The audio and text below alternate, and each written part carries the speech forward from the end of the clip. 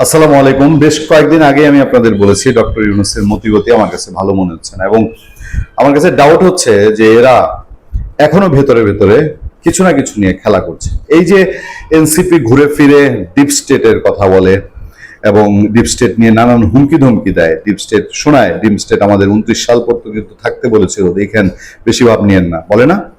আবার ঘুরে ফিরে বলে ডিপ স্টেটে হাতি মেরা ফেলছে, মানে এক হাতিরে মারাইছি, ডিপ স্টেটে দিয়ে আরো মারাইতে পারি, এরকম না বিষয়টা? আপনারা একটু পেছন দিকে মনে করেন তো দেখি, আমি আপনাদেরকে একটু এই স্মৃতির মধ্যে নিয়ে যাই। এই ইউনূস, ডক্টর মোহাম্মদ ইউনূস, সে তো বাংলাদেশের রাজনীতি করতে চেয়েছে। সে 111-এর ছকে পুরোপুরি ইনভলভ ছিল, সে -2 ফর্মুলায় ইনভলভ ছিল, সে 111-এর সরকারের মধ্যে ইনভলভ থেকে তার তখনকারই টার্গেট ছিল, এটা বাস্তব সত্য এবং সবাই স্বীকার করে যে সেই তখন প্রধান, এই আজকের প্রধান উপদেষ্টা না হয়ে সে তখন প্রধান উপদেষ্টা হতো, তখনই সে বলেছিল আমাদের 2 বছর থাকতে দিতে হবে। 111 সরকার যে তখন 2 বছর থাকবে, এইটা প্রথম দিকে তাদের নিয়ত ছিল না বোধহয়, এবং 2 বছরের গ্যারান্টি তাকে দেয় নাই বলে সে তখন প্রধান উপদেষ্টা হয়নি।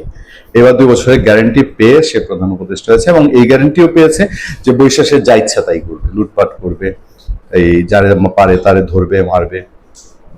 111 সরকারের সময় আরো সুদূর প্রসারী দীর্ঘ ইচ্ছা তার ছিল বলেই তো সে রাজনৈতিক দল করেছিল। বাদ দেন সেই 15, 16, 17, 20 বছরের আগের আলাপ। এইবার সরকার গঠনের পরে লুটপাট যা করেছে, নিজের কামাই যা করেছে করেছে, তার পাশাপাশি এই লোক রাজনীতিতে ইনভলভ ছিল না। তার ঘোষণা দিয়েই বাংলাদেশের জাতি জানতে পেরেছে ছাত্ররা রাজনৈতিক দল করবে। সেই তো বলেছিল ছাত্ররা রাজনৈতিক দল করবে, তার মানে সে ইনভলভ ছিল। এই ছাত্রদের দিয়ে রাজনৈতিক দল করিয়েছে, এই ছাত্রদেরকে টোটাল ব্যাকআপ দিয়েছে। শুধু সরকার না, সরকারের যত মেকানিজম আছে, অন্যতম উৎকৃষ্ট প্রমাণ হচ্ছে গোপালগঞ্জ ট্র্যাজেডি। গোপালগঞ্জে এদেরকে বাঁচানোর জন্য সে 4-5 জন মানুষের জীবন নিয়েছে। সেসব হত্যাকাণ্ড কিন্তু এখন আর আলোচনা হয় না। আচ্ছা, তারপরে ছাত্র ইলেকশন করবে, ছাত্র ইলেকশন করে কিছু ছিটে কিছু আসনে তারা জয় লাভ করবে বলেছে না? ছাত্ররা মন্ত্রী হবে, জানি না ওদের ভবিষ্যতে এদেরকে টান দিয়ে আবার জাতীয় সরকার গঠন হয় কিনা।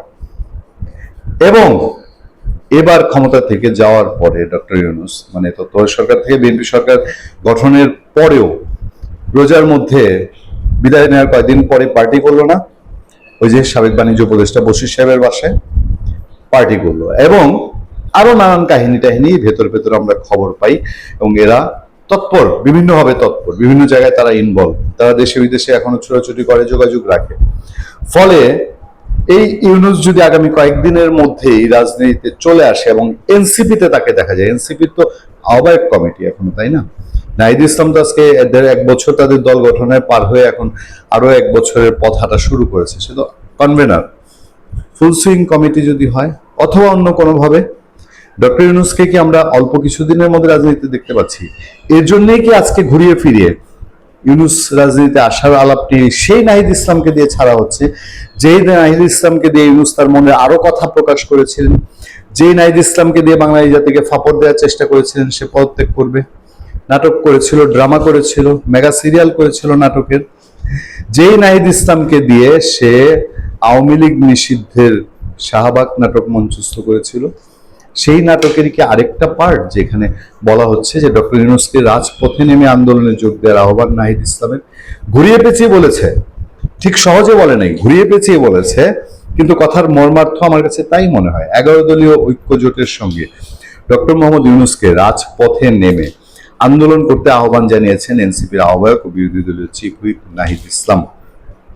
শনিবার দুপুরে হযরত শাহজালাল আন্তর্জাতিক বিমানবন্দরে পৌঁছেন নাহিদ ইসলাম। সেখানে উপস্থিত গণমাধ্যম কর্মীদের সঙ্গে এসব কথা বলেন তিনি। এনসিপির আহ্বায়ক নাহিদ ইসলাম বলেছেন, সংসদে বিএনপি গুরুত্বপূর্ণ অধ্যাদেশ বাতিল করায় অন্তর্বর্তী সরকারের যাদের হাত ধরে অধ্যাদেশ বাস্তবায়ন হয়েছিল তাদের সঙ্গে সরকারকে কথা বলতে হবে। মানে দেখেন, একটা অন্তর্বর্তীকালীন সরকার যার এগুলো কাজও না, কমিটমেন্টও ছিল না, কখনো এই আলাপও ছিল না বাংলাদেশে, যারা এসব করবে, এই ছাত্র, এই নাহিদ ইসলামরাও 5 আগস্টে কেন, আগস্টের 15-20 তারিখ পর্যন্ত বা আগস্ট মাস পর্যন্ত বলে নেই যে বাংলাদেশে এগুলা করতে হবে, এগুলোর জন্য আন্দোলন হয়েছে। সেই অনির্বাচিত ইউনূস সরকারকে এখন আবার তারা টানছে যে এই সরকারের সঙ্গে দেন দরবার করার জন্য। ইঞ্জিনিয়ারিং করে বিএনপিকে ক্ষমতায় এনে অন্তর্বর্তী সরকারের উপদেষ্টাদের নিজ নিজ কাজে চলে যাওয়ার বিষয়ে সবাইকে সজাগ হতে হবে। এ সময় তিনি গুরুত্বপূর্ণ অধ্যাদেশ বাতিল করায় ডক্টর ইউনূসকে রাজপথে তাদের সঙ্গে আন্দোলনে যোগ দেওয়ার আহ্বান জানান। নাহিদ ইসলাম বলেন, ডক্টর মোহাম্মদ ইউনূসকে অধ্যাদেশ নিয়ে কথা বলতে হবে। তারা যখন ক্ষমতায় ছিল তখন অধ্যাদেশ করেছে, ইঞ্জিনিয়ারিং করে বিএনপিকে ক্ষমতায় এনেছে। বিএনপি ক্ষমতায় না আসলে কে ক্ষমতায় আসতো? ইঞ্জিনিয়ারিং করে বিএনপি ক্ষমতায় আসছে, যদি বিএনপি না আসতো তাহলে কে ক্ষমতায় আসতো? আচ্ছা, এখন তারা নিজেদের কাজে চলে যাবে, তা হবে না। আমি ডক্টর মোহাম্মদ ইউনূসকে রাজপথে নেমে আসার আহ্বান জানাই। তিনি বলেন, বিএনপি বুঝতেছে না সামনে অর্থনৈতিক মন্দা আসতেছে। খুব বুঝতেছে, না বুঝার কোনো কারণই নেই। দেশের যে ভয়াবহ পরিস্থিতি বিএনপি খুব বুঝতেছে। আর নাহিদ ইসলামরা ওত পেতে বসে আছে কিনা সেই অর্থনৈতিক মন্দার সুযোগ নিতে। এখন সরকার জনগণের হয়ে কথা না বললে তারা টিকতে পারবে না, সরকার টিকতে পারবে না। নাহিদ ইসলাম আরো বলেন, ওমরায় যাওয়ার আগেই বুঝতে পেরেছিলাম সামনে কি হতে যাচ্ছে। এখন যা হচ্ছে তা অপ্রত্যাশিত না, 5 আগস্ট থেকেই শুরু হয়েছে। আমরা বলেছিলাম সংস্কার, বিএনপি বলেছিল নির্বাচন। 2/3 ভোট পাওয়ার পর তারা কোনো কিছুই তোয়াক্কা করছে না, গণভোট মানছে না একটা অনির্বাচিত সরকার দিয়ে। তাহলে তারা কোন ঘোড়ার ডিমের জন্য আছে যে তারা রাজনীতি করবে? রাজনীতির সময় একটা সংস্কার কি মামুবাড়ির আবদার? হঠাৎ করেই চাপিয়ে দিবে আর দেশে হয়ে যাবে? পৃথিবীতে এরকম ঘটনা আছে কোথাও? ভালো থাকবেন, সুস্থ থাকবেন। আপনার সাথে আমি আতিক রহমান, পূর্ণিয়া।